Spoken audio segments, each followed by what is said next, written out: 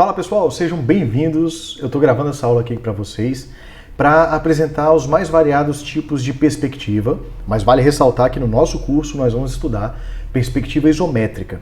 Mas é legal a gente saber o que é uma perspectiva cônica, o que é uma perspectiva cavaleira, o que é uma perspectiva militar. Eu estou gravando aqui até porque na live ontem ela deu um bugzinho, eu não consegui trazer isso para vocês de uma forma tão eficiente. Então eu estou gravando aqui rapidamente para poder fazer um bem bolado de uns 10, 15 minutos sobre esse assunto, tá bom? Senhores, olha só, quando a gente fala de representação de peças em 3 dimensões, quando eu falo de dar aquele aspecto de desenhar uma peça volumétrica num plano 2D, o que é um plano 2D, professor, pelo amor de Deus? Uma folha A4 pode ser um plano 2D. Se desenha uma peça ali que dá um aspecto de que ela é volumétrica, né? Mas foi tudo desenhado no mesmo plano. Quando eu falo desses tipos de representação, eu estou falando literalmente de estudo de perspectiva, de representação em perspectiva. E existem vários tipos de representação de peças em perspectiva. A perspectiva cônica, a perspectiva axonométrica ortogonal, a perspectiva axonométrica oblíqua, e cada uma dessas duas últimas que eu falei ainda tem os seus tipos. Da ortogonal, por exemplo, isométrica, dimétrica, trimétrica. A oblíqua tem cavaleira e militar. Então minha ideia é mostrar hoje para vocês o que são essas perspectivas, beleza? Para vocês compreenderem e ressaltar que a isométrica é a que nós mais vamos utilizar. Então eu chamo vocês aqui para me acompanhar e continuar nessa aula. Basicamente, pessoal, a gente vai começar aqui a introdução, né? Basicamente, quando eu falo de perspectiva, eu tenho que responder uma pergunta. Professor, o que seria uma perspectiva? Perspectiva, grossamente falando, seria uma forma de representar uma peça tridimensional no plano 2D. Professor, o que é um plano 2D, por exemplo? Uma parede, imagina a parede do teu quarto, da tua casa ali. Se você desenhasse alguma coisa ali com aspecto volumétrico, como se estivesse saindo da parede, eu estou representando ali uma perspectiva imputada numa parede, tá bom? E a parede seria o meu plano de projeção.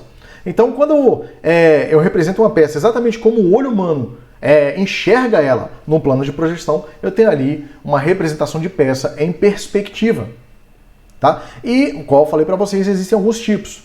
Nós vamos ver um pouquinho a perspectiva cônica ou central, a perspectiva axonométrica do tipo ortogonal, que ainda tem as suas derivações isométrica, dimétrica ou bimétrica e trimétrica. Tem também a perspectiva axonométrica oblíqua do tipo cavaleira e do tipo militar. Eu vou comentar um pouquinho sobre cada uma e daí a gente parte já para a aula seguinte, né? Que já são o desenvolvimento das perspectivas aí na prática.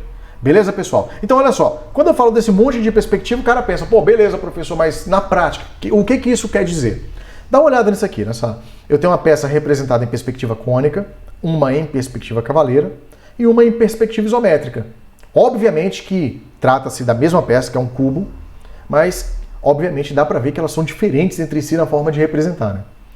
E a isométrica, se vocês observarem bem, é a que mais traz próximo do que o olho humano enxerga, certo? Então, por isso que esse modelo de representação de peça em perspectiva é utilizado em 90 e todos por cento aí dos projetos em todo o globo terrestre. Então, a preferência aqui nos projetos da indústria é a perspectiva isométrica. Não que não possa usar uma cavaleira, até uso, eu vou falar para vocês as condições. Uma militar, por exemplo, que em outras condições que eu também vou mencionar para vocês, mas em projetos a gente usa muito a perspectiva isométrica, tá bom? Então, assim, eu vou começar o nosso estudo falando das peças que são representadas em perspectivas baseadas em projeções cônicas. Professor, buguei, o que isso quer dizer?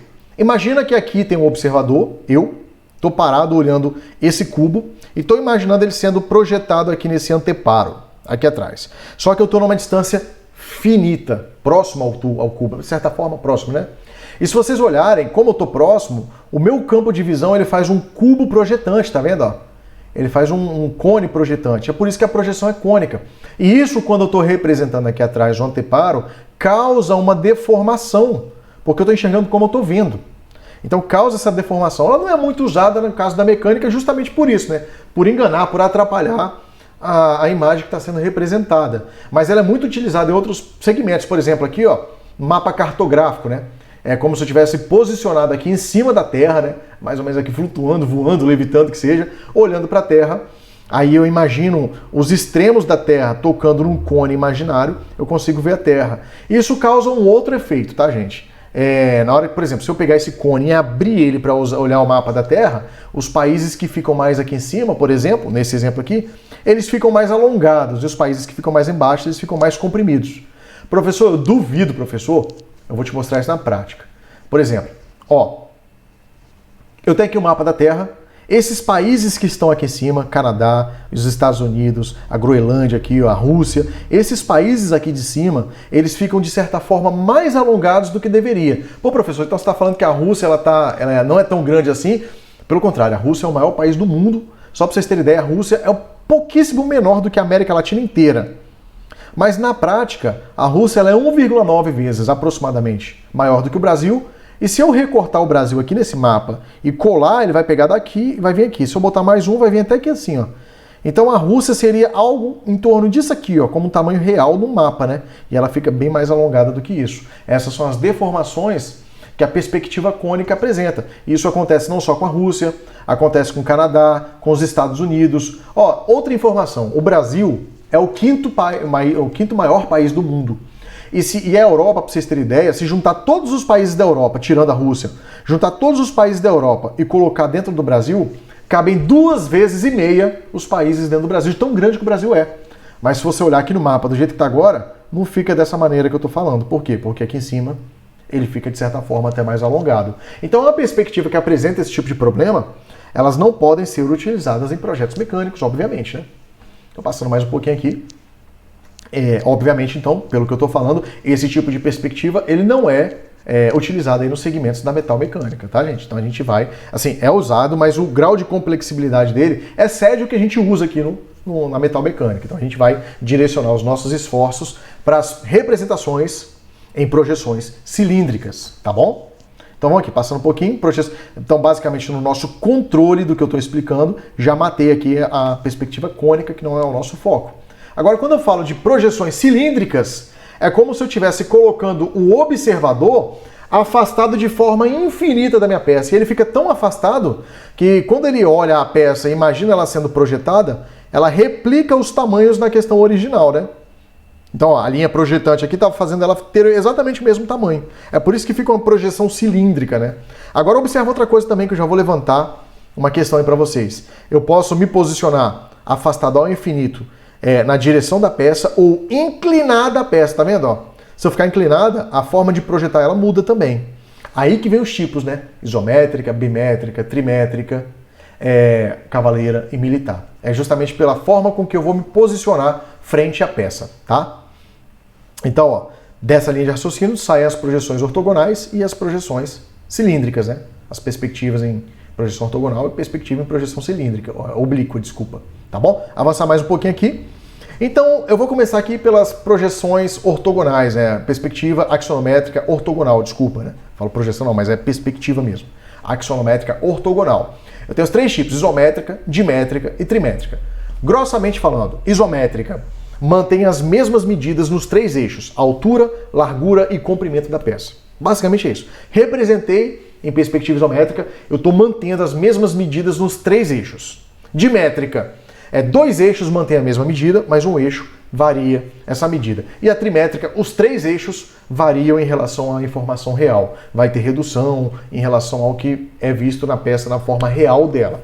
Tá? Então essa aí eu vou apresentar aqui para vocês rapidamente, começando pela isométrica. Isométrica, como eu já falei para vocês, significa mesmas medidas, tá?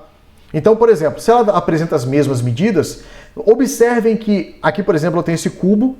Esse cubo ele é desenhado em cima de um Y, né? Professor, que Y é esse, professor? Pelo amor de Deus. Esse Y aqui, rapaziada, é o eixo isométrico. Ele é a base, veja bem, eu vou me aproximar da câmera. Ele é a base de todos os desenhos isométricos. Não existe perspectiva isométrica sem eixo isométrico. A gente precisa usar o eixo isométrico. Ah, professor, mas eu tenho muita experiência.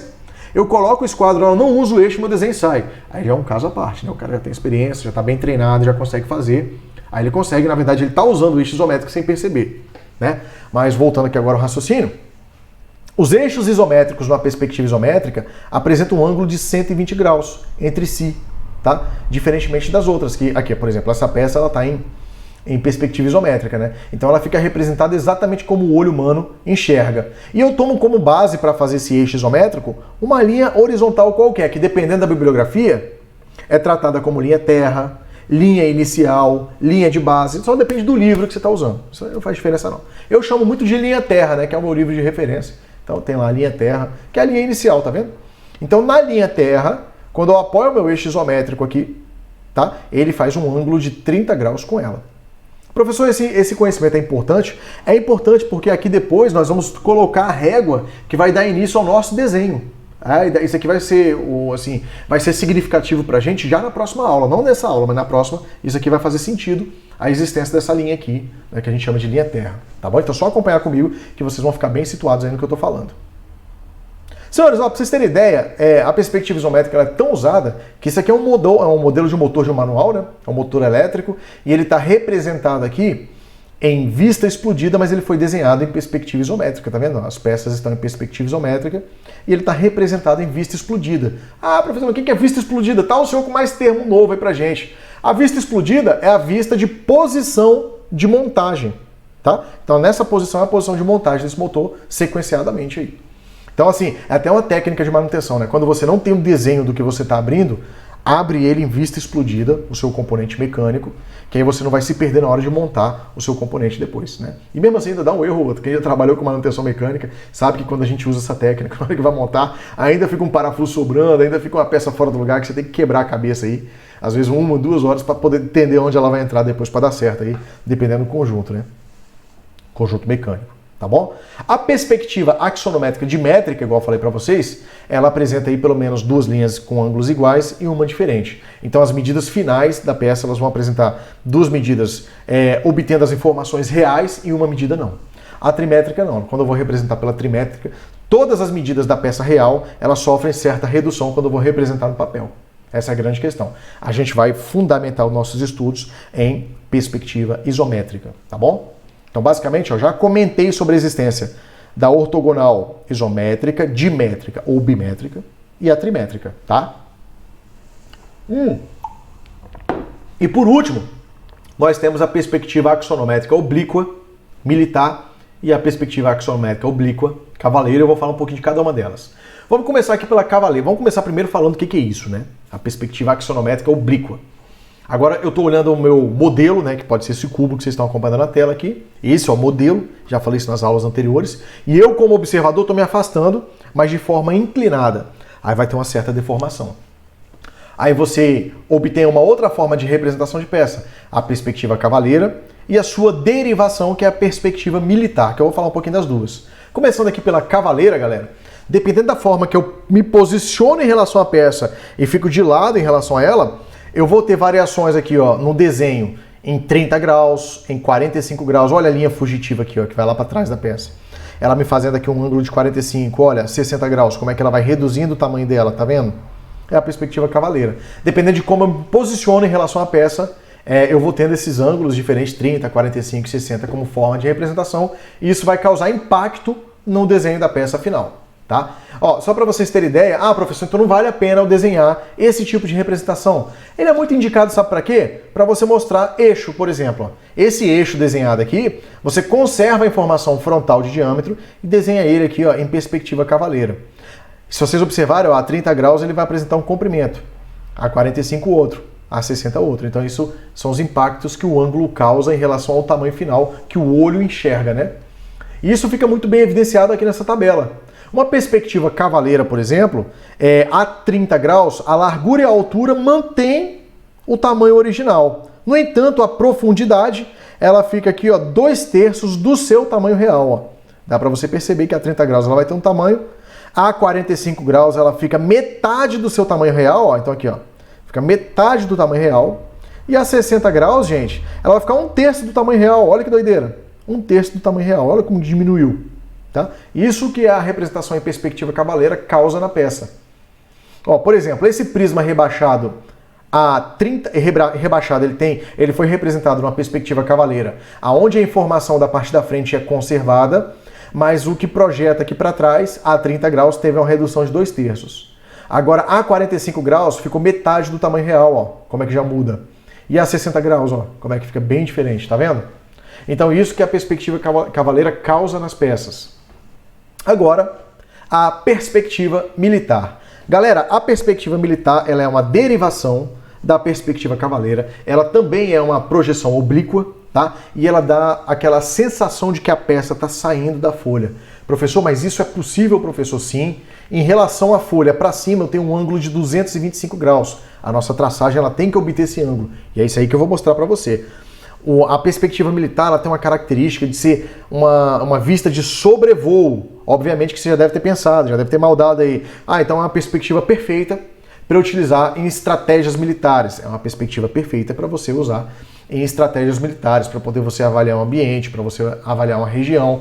Só para vocês terem ideia, ela teve o início dela com as tropas napoleônicas, lá no passado, lá no século XIX, quando as tropas napoleônicas subiam aí no alto das montanhas ou em balões para poder observar as cidades que eles iam invadir, eles faziam aqueles rabiscos iniciais, tá? Também foi utilizada em simulações topográficas, principalmente em estratégias militares, então você não vai encontrar isso na indústria.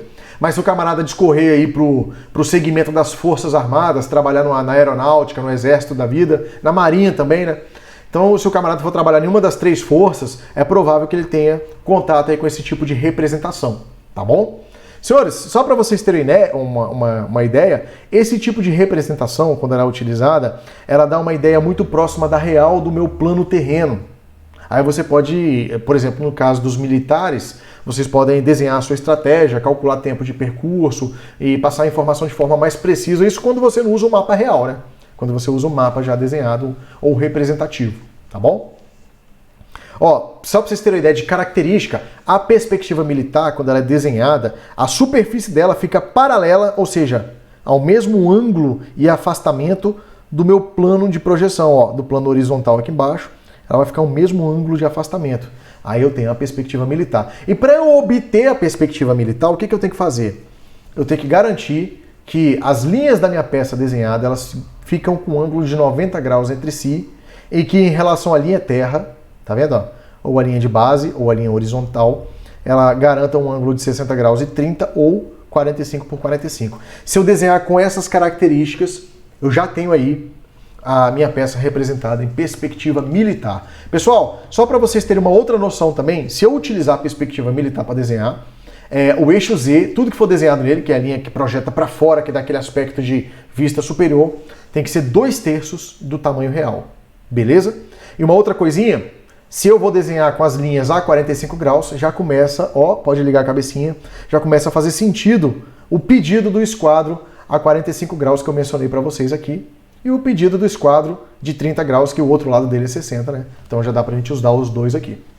Galera, esse é o controle do nosso desenvolvimento. Já expliquei para vocês todos os tipos de perspectiva. Vou falar para vocês também que o nosso foco é a perspectiva isométrica. Então, a partir de agora, nós vamos desenhar perspectiva isométrica. Vou ressaltar, preciso que vocês tenham esquadro, preciso que vocês tenham de 30 e 45 graus, compasso, lapiseira 0,5, lápis 2B pelo menos, borracha para desenho técnico, tá bom? Se possível, uma régua também com a base mais grossa, né? Tipo essa daqui que eu vou mostrar para vocês, ó, com a basezinha mais grossa para apoiar o esquadro nela. Tá? Uma fita crepe que também é fundamental e folha, né? Folha Chamex, folha A4. Se você tiver condição de arrumar uma régua T, uma prancha de desenho técnico, perfeito. Se não tiver, a gente pratica só na régua mesmo, tá bom? Pessoal, era isso que eu queria trazer para vocês. Eu regravei essa aula porque na live lá eu dei metade da aula lá com os meninos e no final das contas, quando eu fui ver, não estava gravando a tela que eu estava apresentando, né? Então eu voltei aqui e regravei só para a gente ter uma sequência lógica no YouTube. Beleza? Um abraço, até a próxima aula que é muito importante, que eu já vou falar da perspectiva isométrica paralela. Um abraço.